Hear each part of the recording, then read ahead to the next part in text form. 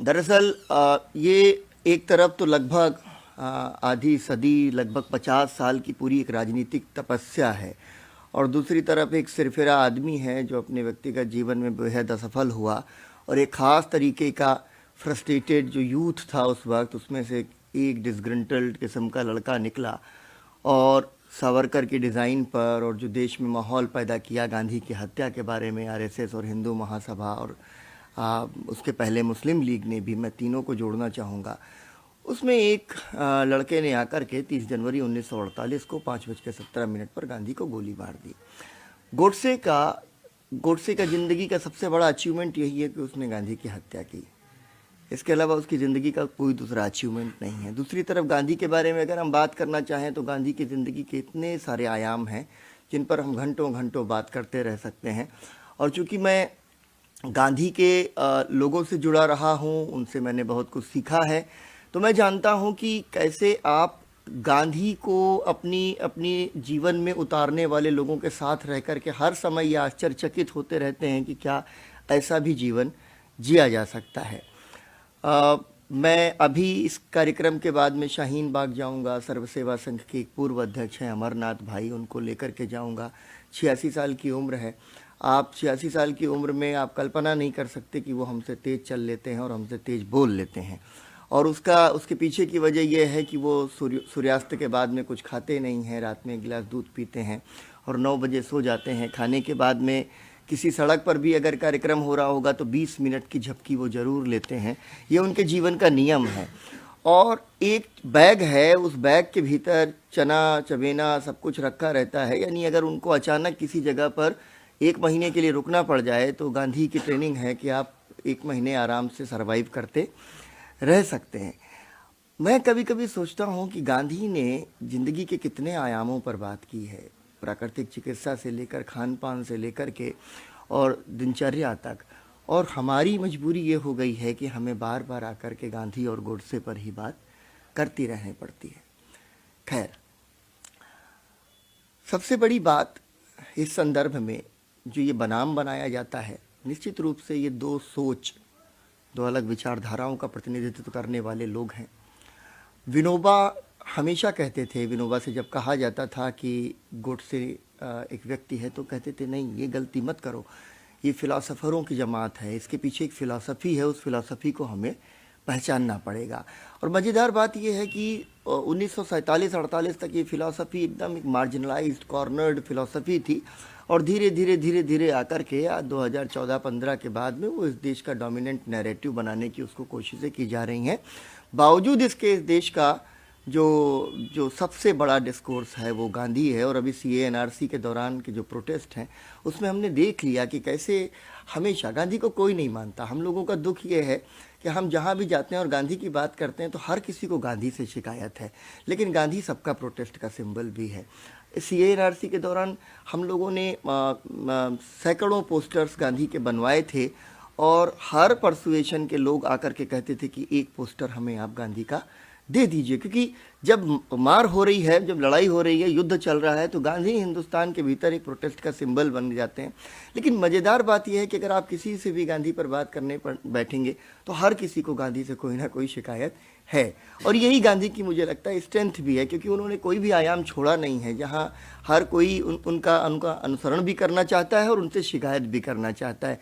तो जैसे अपने माँ के साथ, अपने पिता के साथ में आपकी शिकायत भी होती है और प्यार भी होता है, उस तरीके का रिश्ता गांधी का इस समाज के साथ में और इस समाज का गांधी के साथ में हमेशा रहा है। मैं 2-3 बहुत महत्वपूर्ण बिंदुओं पर ज़रूर चर्चा करना चाहूँगा इस संदर्भ में कि एक तो हम लोग तमाम बार गांधी और गोडसे की बात करते हुए एक बड़ी मूलभूत गलती कर जाते हैं। आरएसएस, हिंदू महासभा का जो कम्युनलिज्म है, हमेशा नेहरू समझाते थे कि जो बहुसंख्यक सांप्रदायिकता है वो राष्ट्रवाद का लबादा ओढ़ के आती है। प्रेमचंद ने भी इस बात को अलग अलग तरीक़ों से कहा है कि जो राष्ट्रवाद का लबादा है, जो राष्ट्रवाद का मुखौटा है, कई बार हम उसको लेजिटिमाइज़ कर देते हैं।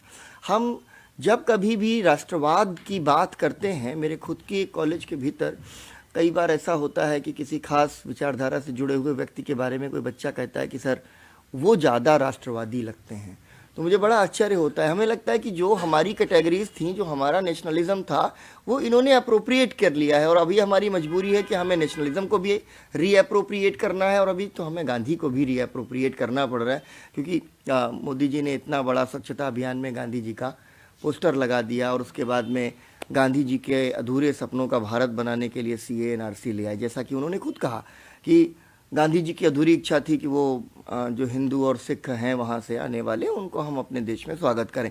यानी मजबूरी। पुरुषोत्तम अग्रवाल का एक बहुत प्रसिद्ध लेक्चर है गांधी पीस फाउंडेशन में, उन्होंने वो फ्रेज दिया था कि मजबूरी का नहीं, मजबूती का नाम महात्मा गांधी। तो वो कहते थे कि भाई ये मजबूती का नाम है, लेकिन मैं कभी कभी कहता हूँ कि नहीं सर, कभी उसके साथ हमेशा बात चलती है तो मैं बोलता हूँ नहीं, अभी तो देखिए कुछ लोगों के लिए मजबूरी का भी नाम महात्मा गांधी है, RSS के लिए तो मजबूरी का नाम महात्मा गांधी है ही। क्या करेंगे, अगर आप गांधी का नाम नहीं लेंगे तो इस देश में आपको जो है वो वैधानिकता नहीं मिलेगी। लेकिन ये जो चूक हमसे बार बार होती चली जाती है कि पिछले कुछ एक दशक के भीतर यूनिवर्सिटीज़ के भीतर राष्ट्रवाद को, नेशनलिज्म को एक डेरोगेटरी कैटेगरी बना दिया गया। मतलब अगर आप राष्ट्रवाद की बात करते हैं, हम लोग आज़ादी की लड़ाई के राष्ट्र से निकले राष्ट्रवाद की बात करते थे, तो हमें बड़ा हीन भावना से देखा जाता था कि अरे तो लगता है कुछ मंद बुद्धि किस्म के स्टूडेंट्स हैं जो अभी भी नेशनलिज्म में फंसे हुए हैं, कुछ फैंसी टाइप का बताओ ना यार, history of emotions, history of dreams type पर काम करते।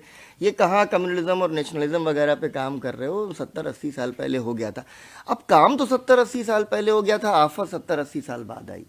मतलब 2047-48 में सोचते थे कि अब तो निपट गया, जो हो गया, मतलब अब ख़त्म है कहानी, लेकिन अभी जा कर के 2014 में मुझे समझ में आता है। और बड़ी इंटरेस्टिंग छोटी छोटी सी बात है, 1955 के दौरान नेहरू बहुत कोशिश कर रहे थे सोशलिस्टों को वापस लाने की। तो पहले जनरल इलेक्शंस में सिंगल लार्जेस्ट पार्टी कांग्रेस थी, जो सेकंड लार्जेस्ट पार्टी वो कम्युनिस्ट पार्टी थी। तो सोशलिस्टों को उन्होंने बुलाया और उन्होंने कहा कि देखो तुमको क्या लगता है, मैं तुमसे कंपटीशन में हूँ, मेरी तुमसे कोई प्रतिस्पर्धा होनी है। और फिर उन्होंने इशारा किया, ये जो छोटा सा एकदम टाइनी मार्जिनलाइज ग्रुप था जिसकी इलेक्टोरल परफॉर्मेंस बहुत बुरी थी, चुनाव में जिन्होंने बड़ा ख़राब प्रदर्शन किया था, नेहरू ने 55 में ये इशारा किया था, ये ख़तरा है, ये बढ़ेगा, मैं इनसे लड़ना चाहता हूँ। और मुझे 55 के नेहरू याद आते हैं। मुझे लगता है कि वाकई कितना प्रोफेटिक था कि जब नेहरू कहते हैं कि अभी हमको इनसे लड़ना है और इनसे लड़ने के लिए बहुत बहुत ज़्यादा हमें मेहनत की ज़रूरत होगी। वो मेहनत की नहीं गई और आज हम लोग आकर के फिर से इसी कोशिश में लगे हैं कि 48 के बाद इस देश में जो गलतियां हुई हैं उन गलतियों को हम ना दोहराएं। इसीलिए हम नेशनल मूवमेंट फ्रंट के लोग एक बहुत बड़ा कोलाज, रिप्रेजेंटेटिव कोलाज रखते हैं और हम कहते हैं कि फ्रीडम स्ट्रगल की एक कॉम्पोजिट लेगेसी है और उस लेगेसी में सब शामिल हैं, हम किसी को छोड़ नहीं सकते। तो उन सारी चीज़ों पर हम लोग काम करने की कोशिश करते हैं। एक महत्वपूर्ण बात कि तमाम बार हम लोग जो वेस्टर्न एक्सपीरियंस है नेशनलिज्म का, जो पाश्चात्य दुनिया का जो अनुभव है राष्ट्रवाद के साथ में, उसी के हिसाब से, उसी के कैनन के हिसाब से हम हिंदुस्तान की समस्याओं को भी देखने लगते हैं। अगर आप यूरोप में चले जाइए, यूनिवर्सिटीज़ में, ब्रिटेन में चले जाइए, यूरोपियन यूनिवर्सिटीज़ में चले जाइए, तो नेशनलिज्म की अगर आप बात करते हैं तो वाकई हर कोई नाक मुँह सिकोड़ लेता है, क्योंकि उन्होंने इस नेशनलिज्म की वजह से बहुत सारे टेरिटोरियल कॉन्फ्रंटेशन देखे। उन्होंने फर्स्ट वर्ल्ड वॉर देखा है, सेकेंड वर्ल्ड वॉर देखा है और उन्होंने नेशनलिज्म के नाम पर ही जर्मनी और इटली का में तानाशाही और नाजीवाद और फांसीवाद को भी देखा है।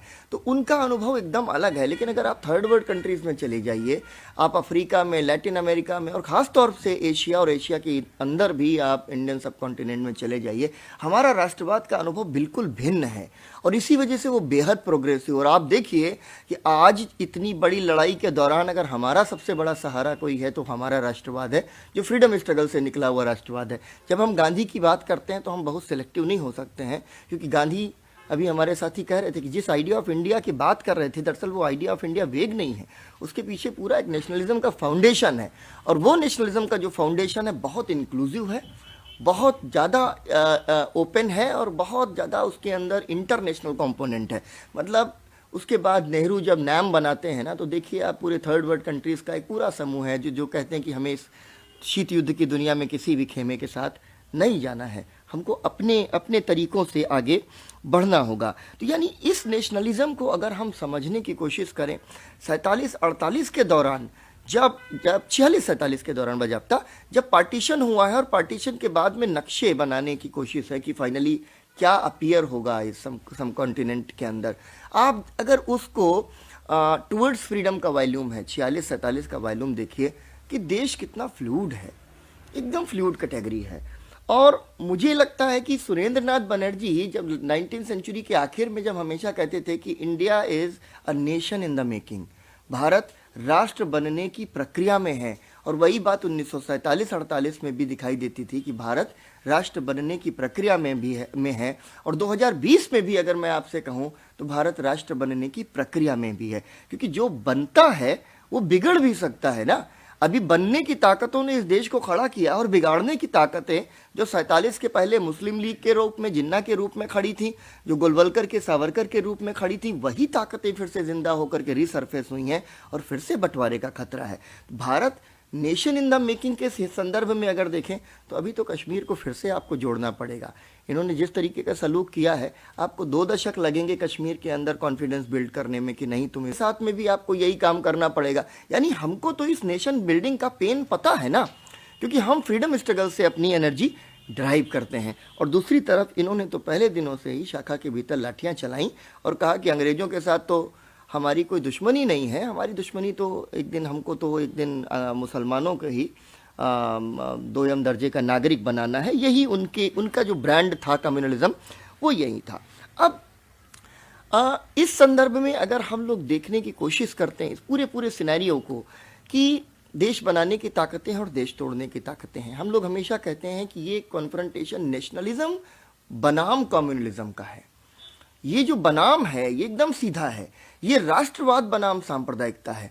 हम इसको अंध राष्ट्रवाद नहीं कहना पसंद करते, हम इसे सांप्रदायिक राष्ट्रवाद कहना पसंद नहीं करते, हम इसे धार्मिक राष्ट्रवाद भी कहना पसंद नहीं करते, क्योंकि आफ्टर ऑल तो आप उसको राष्ट्रवाद कह दे रहे हैं ना, ये एक्चुअली राष्ट्रवाद नहीं है। फ्रीडम स्ट्रगल का जो राष्ट्रवाद है उसके खिलाफ काम करने वाली ताकतें, उसकी मुखबिरी करने वाली ताकतें राष्ट्रवादी नहीं हो सकती हैं। ये तो दरअसल गैर राष्ट्रवादी ताकतें हैं या राष्ट्रवाद विरोधी ताकतें हैं। 1947 के बाद इस समझदारी के साथ हमें जरूर चलना चाहिए, हालांकि हमारी कभी परंपरा नहीं रही। हम लोग हमेशा कहते हैं कि 30 जनवरी 1948 को अगर नेहरू ने कह दिया होता कि गांधी की हत्या करने वाले एंटी नेशनल हैं, क्या होता, उसकी कल्पना नहीं कर सकते थे लोग। लेकिन ये हमारा चलन नहीं है।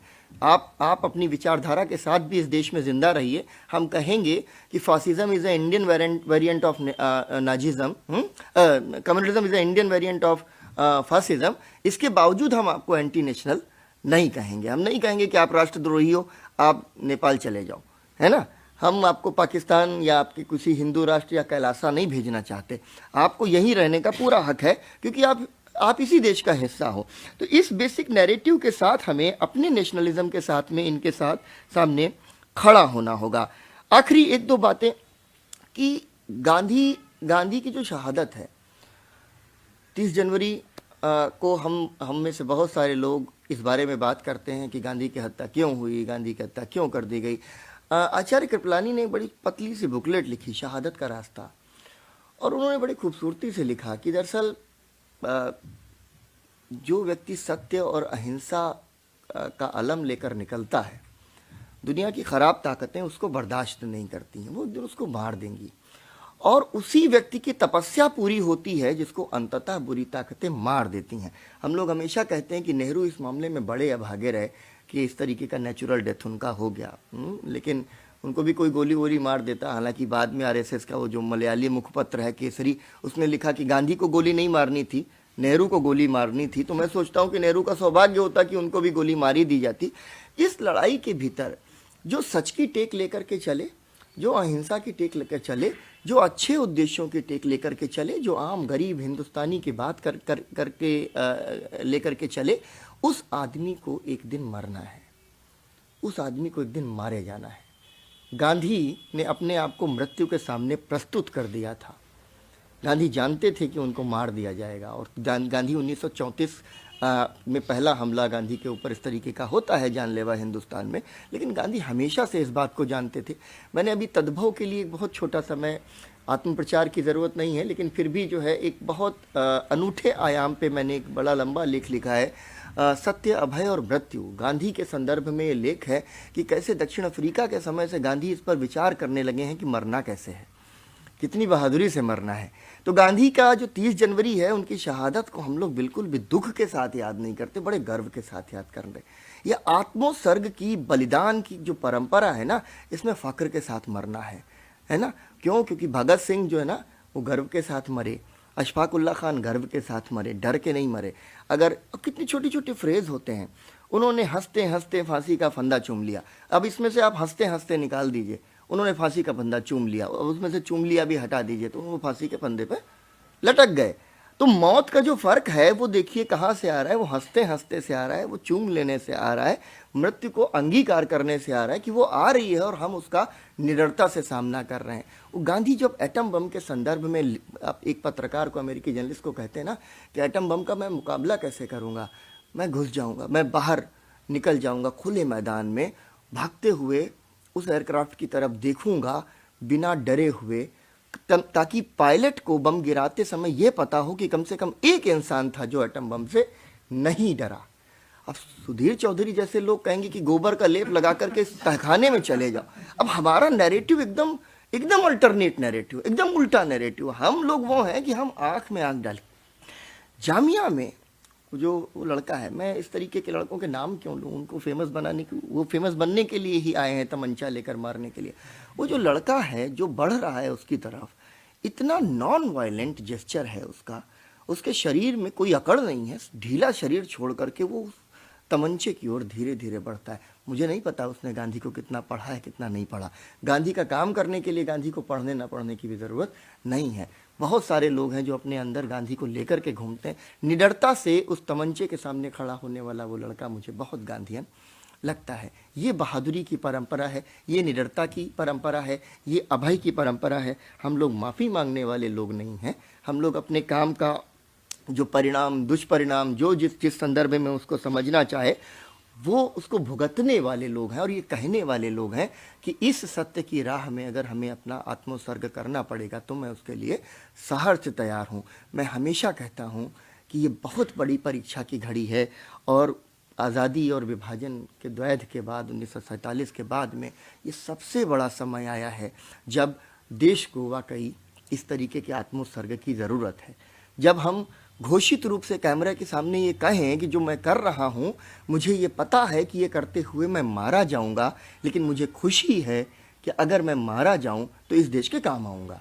इस प्रतिज्ञा, इस प्रतिबद्धता के साथ उंगली कटा, नाखून कटा के शहीद नहीं होना है कि देखिए आज मुझे एक लाठी पड़ी और यहाँ पर लाल वाली बर्त पड़ गई है और मैं फेसबुक पर, सोशल मीडिया पे फोटो वोटो लगा रहा हूँ। वो नहीं करना है। ठीक है, उसका भी अपना वैल्यू है, लेकिन ज़्यादा हिम्मत के साथ इस काम को करना है। और 3 चीज़ें जो आखिर में ज़रूर कहूँ मैं, मेरा समय ख़त्म हो चुका होगा। हिंसा नहीं, वायलेंस को बिल्कुल भी हमें रिजॉर्ट नहीं करना है किसी भी कीमत पर, ना तो सत्ता की हिंसा की प्रतिहिंसा के रूप में और ना ही अपनी ओर से हिंसा के रूप में। दूसरा, अपने अपोनेंट के प्रति घृणा पैदा नहीं करनी है। ये गांधी की सिर्फ बात करके चले जाने से बात नहीं बनती है, अपने अपोनेंट के प्रति घृणा पैदा नहीं करनी है। और तीसरी चीज़ ये है कि विचार परिवर्तन की उम्मीद नहीं खोनी है। विचार परिवर्तन, गांधी इसको कई बार हृदय परिवर्तन कहते थे। विनोबा ने जब आंध्र प्रदेश से भूदान शुरू किया तो वहाँ बहुत सारे कम्युनिस्ट थे। वो क्या कहते थे, क्या जमींदारों का हृदय परिवर्तन करने निकले हो, हृदय परिवर्तन कैसे होता है? तो विनोबा कहते थे क्या कार्ल मार्क्स तुमको लाठी लेके कम्युनिस्ट बनाने आए थे? किताब पढ़ी, विचार बदल गया, और तुमको जिसको विचार का परिवर्तन कहते हो उसको हम लोग हृदय का परिवर्तन कहते हैं। तो ये 3 मूल मंत्र गांधी के रखते हुए अपने हृदय के भीतर हमें इस लड़ाई में रहना होगा, इस लड़ाई में आगे खड़े होना होगा।